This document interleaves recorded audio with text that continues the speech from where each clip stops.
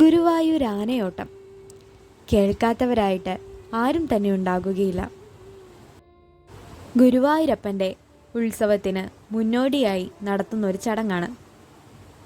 ആദ്യം ഓടിയെത്തുന്ന ആനയ്ക്കായിരിക്കും ഭഗവാന്റെ തിടമ്പേറ്റാനുള്ള ആ ഭാഗ്യം കിട്ടുക.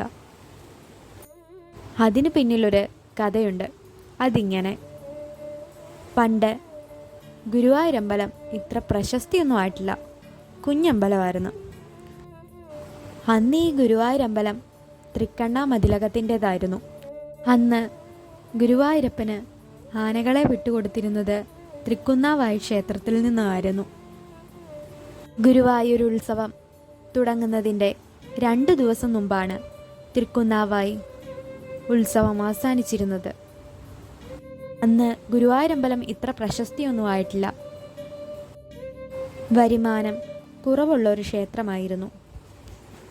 ഗുരുവായൂർ ഉത്സവത്തിന് തൃക്കുന്നാവായിൽ നിന്നും ആനകൾ എത്താറുണ്ടായിരുന്നു.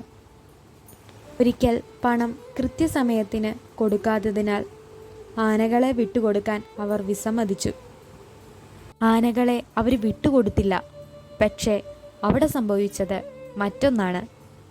ഭഗവാനു വേണ്ടി തൃക്കുന്നാവായിൽ നിന്നും ആനകൾ ചങ്ങല പൊട്ടിച്ച് പാപ്പാമാരില്ലാതെ ഓടിയെത്തി ഗുരുവായൂരിലേക്ക്. 1755 ഡച്ചുകാർ തൃക്കുന്നാവായി ക്ഷേത്രം നശിപ്പിച്ചു. അന്ന് തൃക്കുന്നാവായി ക്ഷേത്രത്തിൽ നിന്നും ഗുരുവായൂരപ്പൻ്റെ തിടമ്പേറ്റാൻ മത്സരിച്ചോടിയെത്തിയ ആനകൾ ഈ അസാധാരണ സംഭവത്തിൻ്റെ സ്മരണ നിലനിർത്താൻ എല്ലാ വർഷവും ആനയോട്ടം നടത്തപ്പെടുന്നു. മഞ്ജുളാലിൽ നിന്നും ഓടുന്ന ആനകൾ ക്ഷേത്രത്തിൽ പ്രവേശിച്ച് 7 പ്രദക്ഷിണം നടത്തി അവസാനം കൊടിമരത്തിൽ തൊടുന്നു.